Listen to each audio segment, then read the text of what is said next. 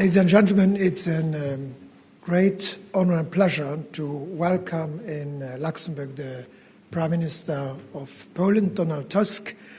I'm welcoming the Prime Minister of Poland. I'm also welcoming a friend of Luxembourg, a friend of Europe. And we appreciate very much, as Luxembourgers, that the Prime Minister of Poland is coming to Luxembourg, one of the European capitals, at the very beginning of his term in office. I'm in office since a little bit longer than the Prime Minister. He has been there before. I'm here for the first time in that function. But since the beginning of our respective terms in office, we have had quite a number of meetings together.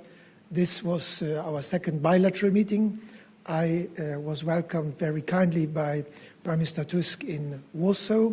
He came now to Luxembourg, and this is very important for the various parts of Europe to cooperate closer. There are so many issues where we need to work together.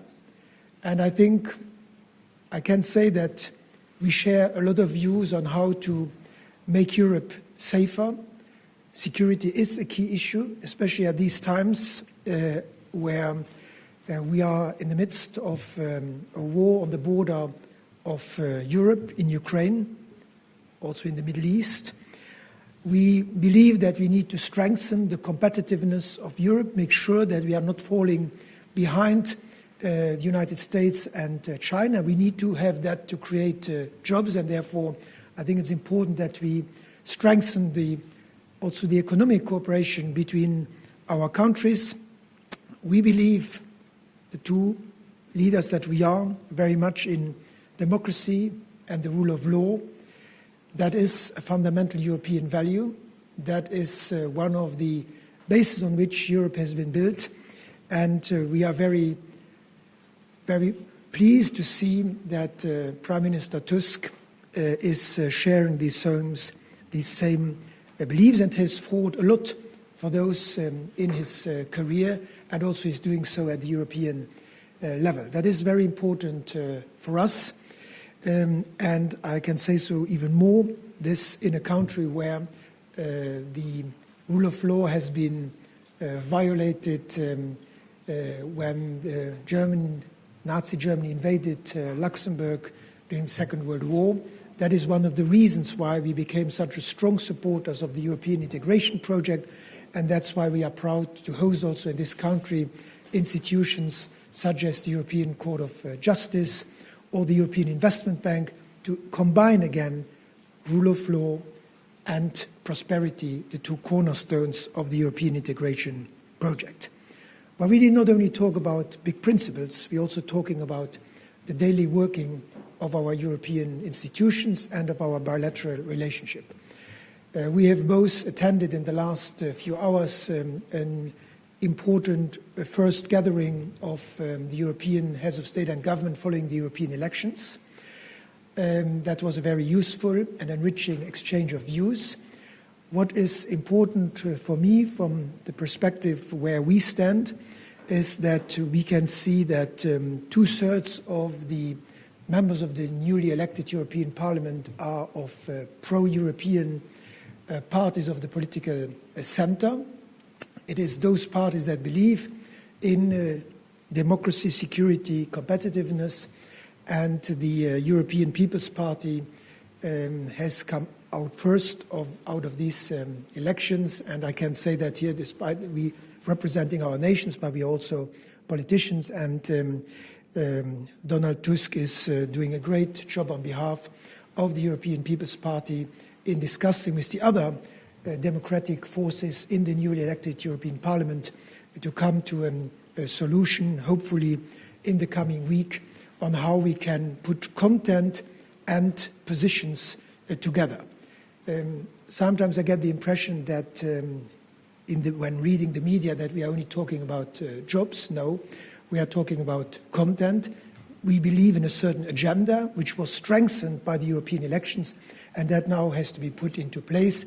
And of course, to put that into place, you need adequate people, but I think we make good progress, and I'm hopeful that in the coming week or so we can come to a solution there. On a bilateral level, I mean, what is important for me is to strengthen the economic relationship between our two countries. There are already a number of Luxembourg companies active in Poland, the other way around as well, but there are also new areas where we want to explore cooperation. Defense is an important issue for all of our countries. Defense is never an issue just for one country, so we as Luxembourg will also increase our defense expenditure in the coming years, and I will make a more detailed announcement at the NATO summit in Washington in July. But the core of that is that we will increase our defense expenditure, because a small country also depends on the solidarity of others. So we are grateful for what Poland is doing for our collective security, but it's not just something we can leave to the others. We cannot just leave it to the Americans. We cannot just leave it to our neighbors. We need to take part of that. So we will explore areas of cooperation. Luxembourg has, as some of you know, great know-how in the areas of satellites, hosting the largest civilian satellite company of the world in Luxembourg. We have quite a know-how in data centers. All these areas, also areas of potential cooperation with our Polish friends, and I'm grateful for our Polish friends that we can look into these for the benefit of our people. Finally, I think that energy is important for all of us. Renewable energy. We all take the climate change serious. We need to find a pragmatic way to change our companies, our societies. That cannot be imposed. That must be done by incentives. But we as prime ministers and we as leaders of our countries must make sure that there is also necessary interconnectedness of our grids through Europe, so that we can together produce more renewable energy, various sources of energy, and then to share that in an effort of solidarity to become less dependent on the rest of the world. These are just a few of the areas that we discussed. And again, I'm very grateful for my friend Donald Tusk to have come to Luxembourg. Thank you so much. It means a lot to us as Luxembourgers and to me as the brand new Luxembourg Prime Minister. I think we have a lot to discuss also in the coming weeks and months. We meet in the formal and informal council formations in Europe, but it's also important that as countries we get together, and I can promise you that this visit will not be the last bilateral talk, because I have plans to, as you kindly invited me to come to your country to visit in the near future for various issues, also your country. So I look forward to our cooperation for the years to come. Thank you for being there, Donald. Thank you very much, dear friends, Mr. Prime Minister, dear Luke. Thank you for your invitation, and I'm really happy that I'm here together with you after quite an important moment in our modern history in Europe, the recomposition of the institutions in such a historical moment like today. This is something really meaningful, and I'm really happy that in these demanding times we are, I'm in Poland and Luxembourg, and we both as a good friends, that we are able to cooperate so intensively and so closely. Relations between Poland and Luxembourg, just like my relations with Prime Minister Frieden, are indeed exemplary. They are defined by mutual trust, respect, and common views on virtually everything when it comes to EU policies.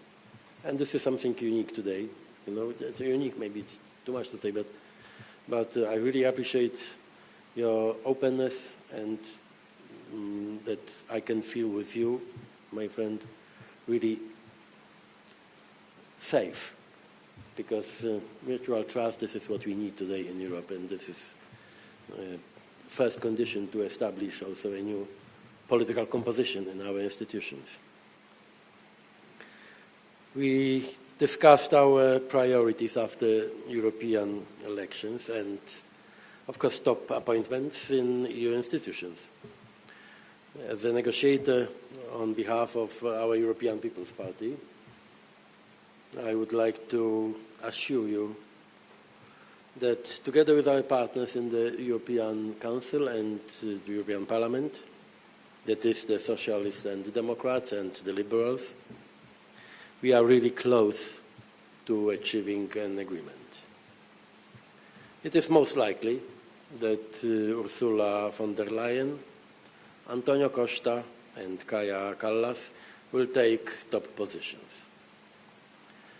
And I am pretty sure that the leaders will take their formal final decisions next week during our formal European Council meeting. I was really satisfied that all of us, I mean the members of the European Council, share the same priorities, in particular our support for Ukraine against the Russian aggression, the need for common action on EU external borders against illegal migration and hybrid attacks organized every single day by the regimes of Putin and Lukashenko. And thank you very much. Luke, you was the first so-called Western leaders who understood really well the situation on our border. And Luxembourg's Prime Minister was the first one who said openly that this is not the Polish-Belarusian border. It's a European border. It's also Luxembourgish border. And this is why I think it's really important to have such a partner to convince other people in Europe that our borders, this is our common responsibility. It's a European duty, not only for one country. Poland bears a special burden as the only country in Europe which shares common borders with Belarus, Russia, and the fighting Ukraine. And this is why we are absolutely convinced that all Europe must take common responsibility for its territory, its external borders, and for air defense. I want to strongly underline that the talks between negotiators, I mean President Macron, Chancellor Scholz, Prime Minister Sanchez, Prime Minister Rutte, Prime Minister Mitsotakis, and myself, were very constructive. Really, it's not a slogan. No, it's I am, as you know, quite experienced guy when it comes to European negotiations and activities. And the process now, it's really smoothly and fast compared to the previous terms. And we have good reasons to be more optimistic than ever before when this kind of process is started.